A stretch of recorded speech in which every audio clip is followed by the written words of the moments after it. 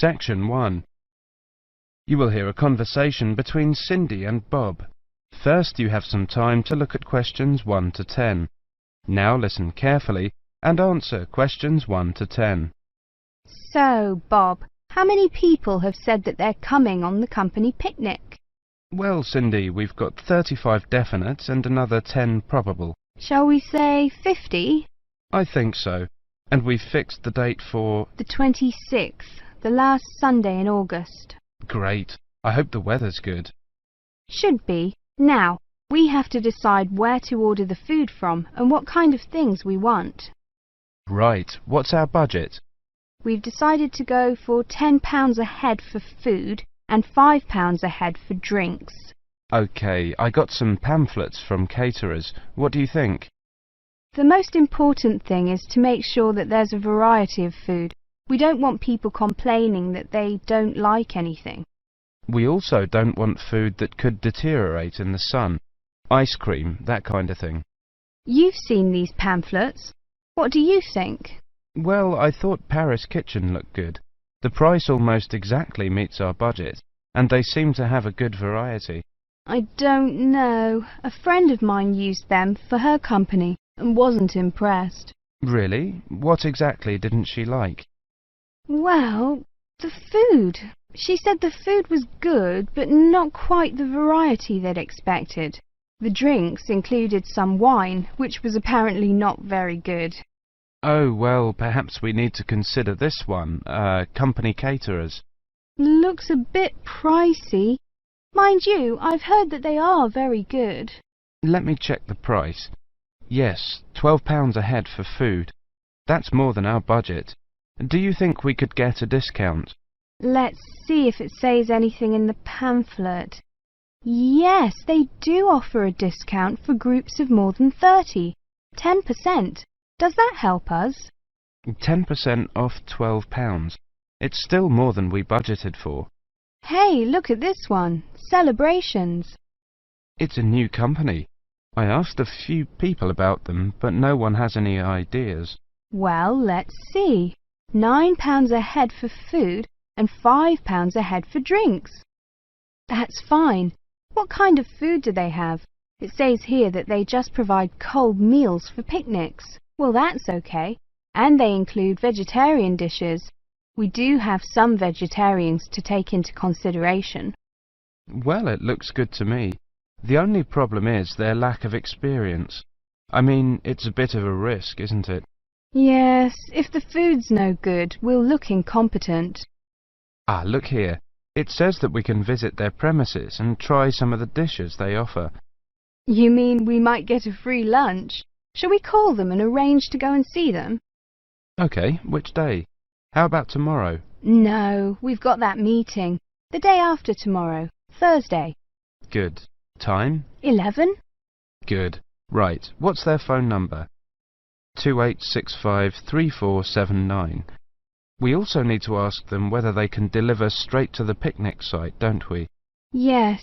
I don't think that'll be a problem, though. I mean, it's on the outskirts of the city, but it's not too far away. Does the price include delivery? It doesn't say, but the other companies include it, so they should. If they don't, our budget still allows us to pay a small fee. That is the end of section 1. You now have half a minute to check your answers.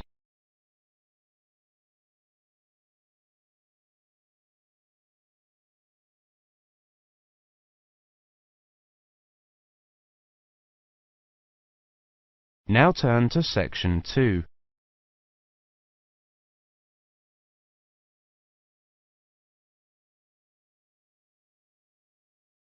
Section 2. You will hear a presentation on advice on legal matters. First, you have some time to look at questions 11 to 20.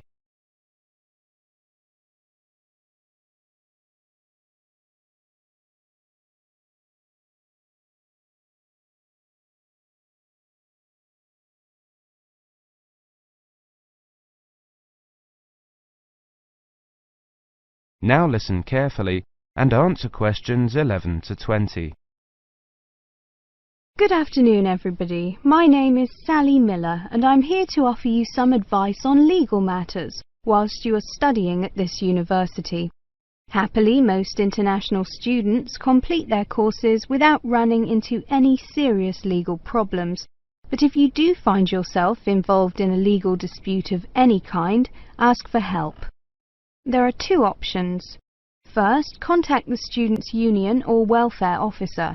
Even if they cannot help you directly, they should be able to advise you where to go for help. The second possibility is to contact the Citizens Advice Bureau in your area. You can find them in the local telephone directory. They will be able to recommend a solicitor if you need one, and tell you if there is a local law centre providing free legal advice. They will also be able to tell you whether you can claim legal aid to help pay for any court and legal fees. Let me give you some basic information about the police.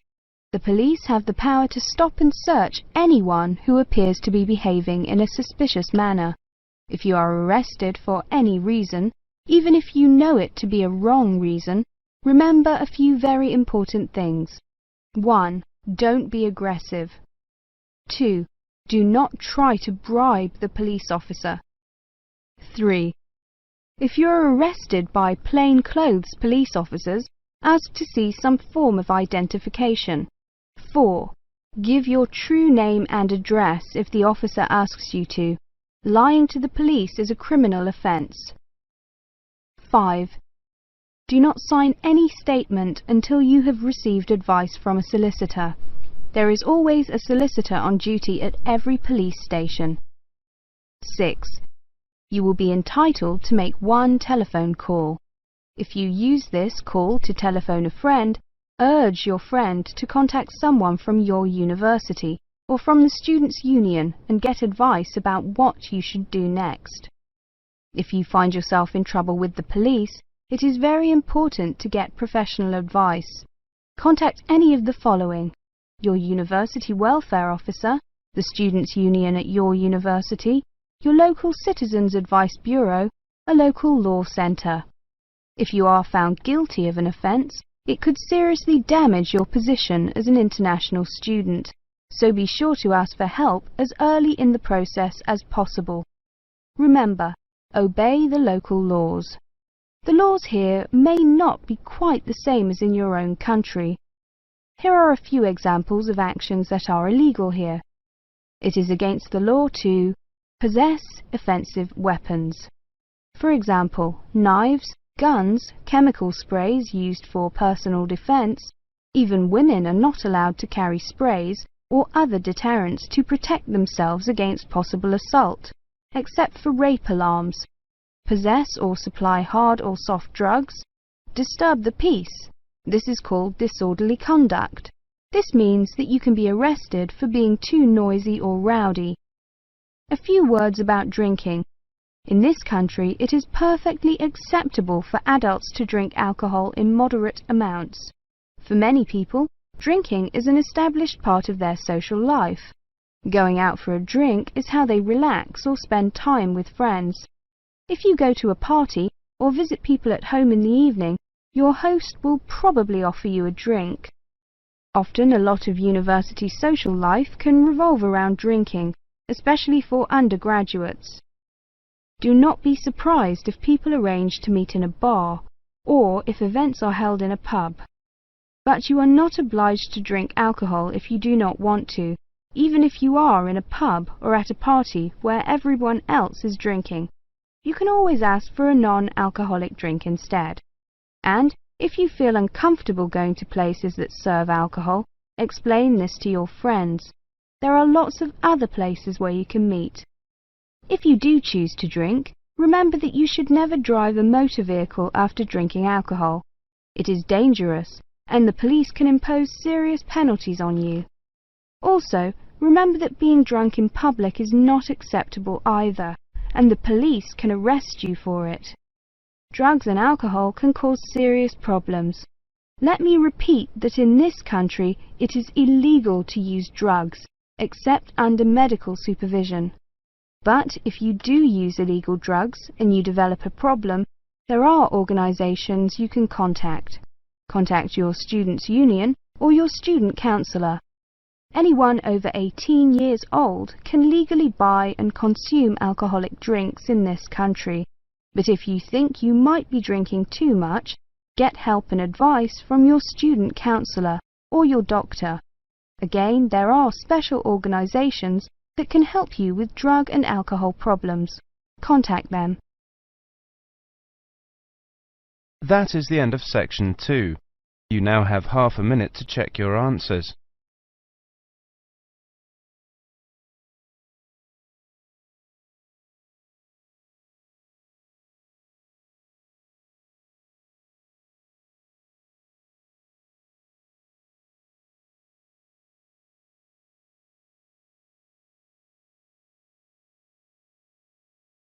Now turn to section 3. Section 3. You will hear a conversation between Carlos, Melissa, David and Simona. First, you have some time to look at questions 21 to 30.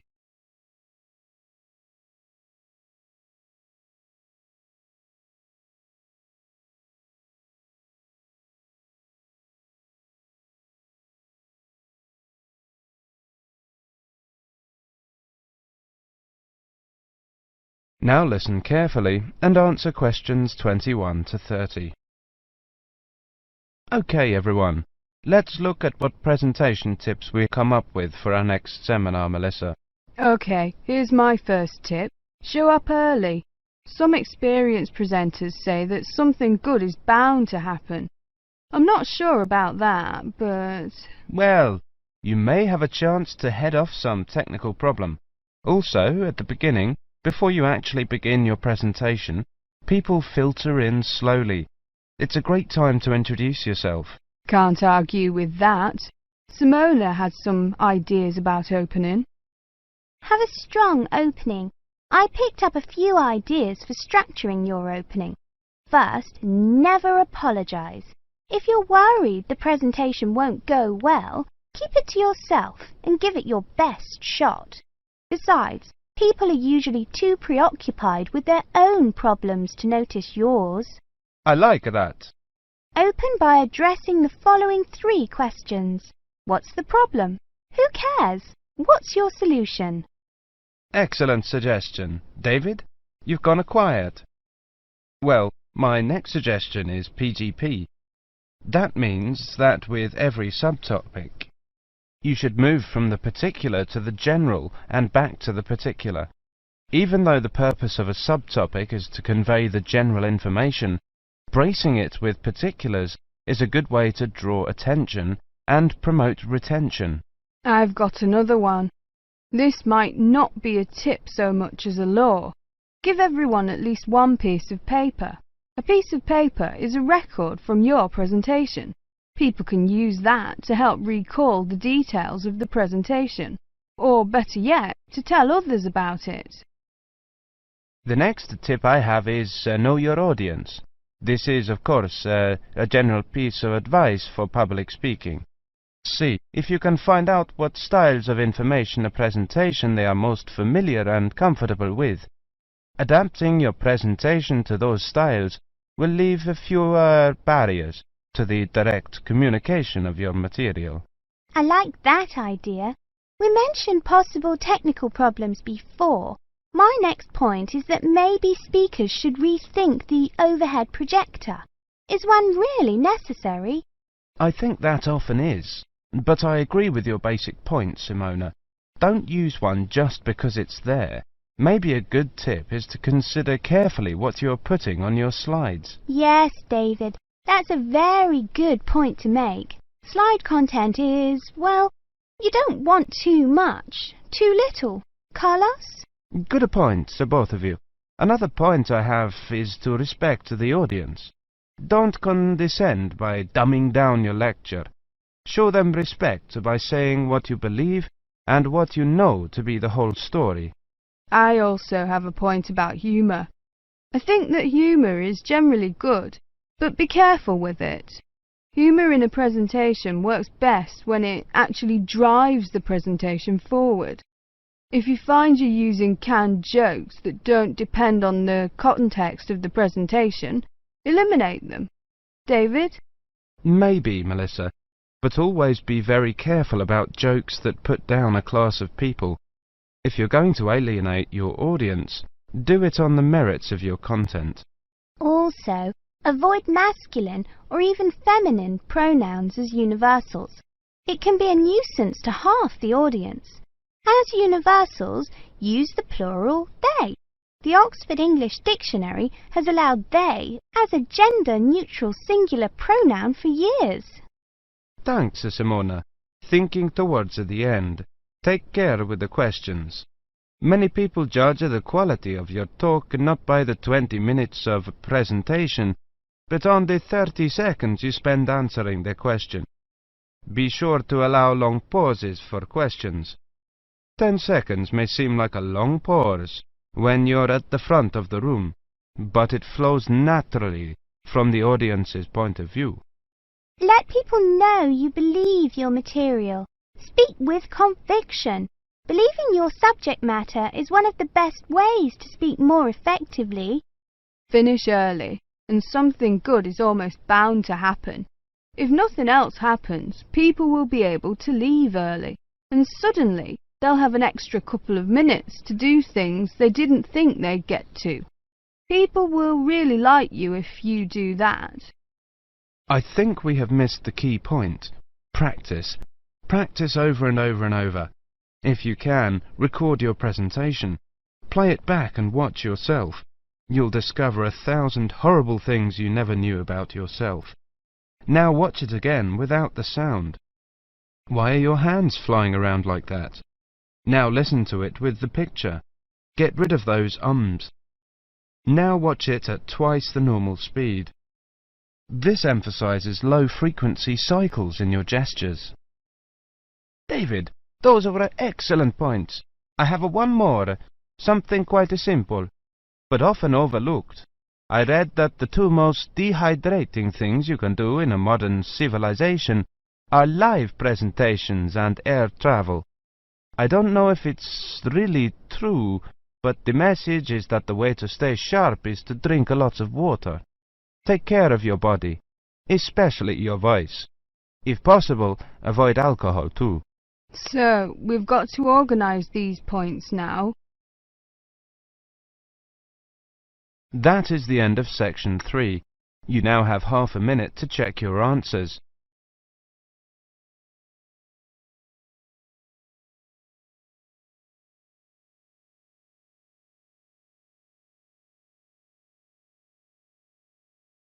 Now turn to section 4.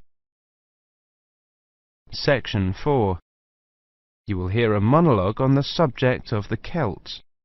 First, you have some time to look at questions 31 to 40.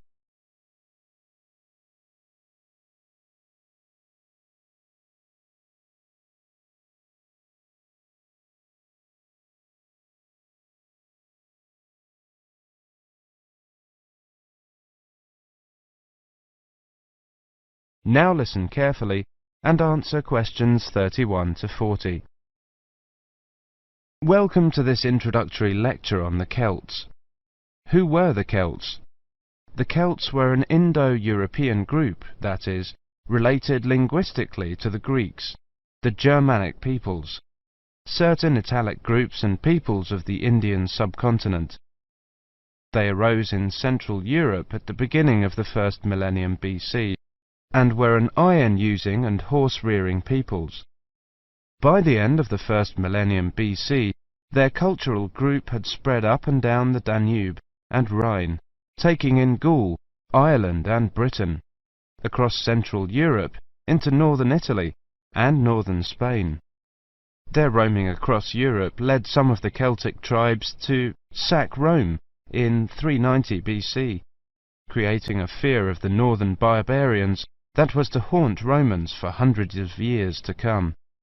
The Celts are defined archaeologically by the type sites of Hulsat and Latene, the former being taken to relate to an earlier phase of cultural development. Hulsat, an ancient salt mining area, was excavated from 1876 onwards by the Viennese Academy of Sciences, and provided the first classification of the prehistoric Celts. In 1858, the waters of Lake Neuchâtel in Switzerland sunk to a low level, revealing a large prehistoric settlement with a huge number of surviving artifacts. The nearby town of Latene gave its name to the second phase of Celtic cultural development. However, please note that these phases overlap through time and are defined according to geographical area.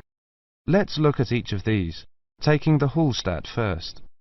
Hallstatt culture is characterized in 4 stages. A and B were during the Late Bronze Age, from about 1200 to 700 BC. C was in the Early Iron Age, from about 700 to 600 BC. D was from about 600 to 475 BC. The Hallstatt culture spanned Central Europe, with its centre in the area around Hallstatt in central Austria. There were 2 distinct cultural zones, the eastern and the western. At the start of the period, long-distance trade was already well established in copper and tin, the basic requirements for manufacture of bronze. From about 700 BC, trade in iron also became established. The Hallstatt area also already controlled the trade in salt, crucial when there were few other means to preserve food. Control of these 2 crucial trade goods, iron and salt, provided the basis for the accumulation of wealth and influence. From 800 BC, some burials of rich people can be identified in Central Europe, with grave goods such as wheeled wagons and iron swords. Hallstatt C saw the construction of fortified hilltop settlements to the north of the Alps. These had burial mounds holding very high-quality goods, such as vehicles and expensive imported treasures.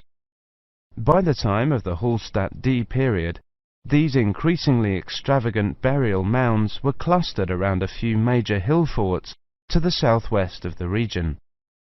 This suggests a development and a concentration of wealth and social power, possibly based on the development of Massilia, present-day Marseille, as a Greek trading port.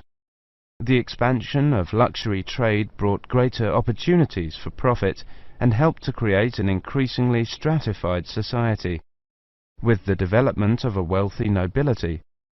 Over the period from 1846 to 1863, 1,000 graves were found at Hallstatt, with an astonishing range of artifacts, including clothing and salt mining equipment, as well as weapons, jewellery, pottery, and imported bronze vessels in the chieftains' graves. The Latene era was the time of Celtic expansion and migration, and the time of formation of the myths. The Latene culture is named after the site in Switzerland where it was first discovered. The Latene people were those known to the Romans as Gauls, originally found in an area from eastern France to Bohemia. The Latene culture spread rapidly from about 400 BC. The Latene Celts settled in Spain in 450 BC, in northern Italy in 400 BC, invaded Rome in 390 BC, invaded Greece in 279 BC, invaded Galatia in modern Turkey in 270 BC. By 200 BC, they occupied the lands that are now Britain, the Netherlands, Brittany, Belgium, Germany and Switzerland. There is much debate over how much of the expansion into Britain was achieved through invasion and settlement, and how much was the expression of cultural transfer that accompanied trade and reflected the commonality of kinship and language of many tribes. There is little evidence for actual migration of Latene people into Britain. Nevertheless, it does appear that the Latene culture was more militarily focused than the Hallstatt one. The Latene graves across Europe hold iron weapons, swords and spearheads, and wooden shields, as well as everyday items such as razors, yokes, cauldrons and jewellery. That is the end of section 4. You now have half a minute to check your answers.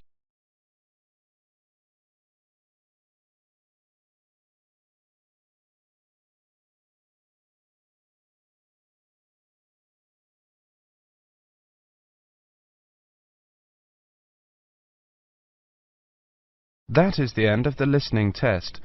In the IELTS test,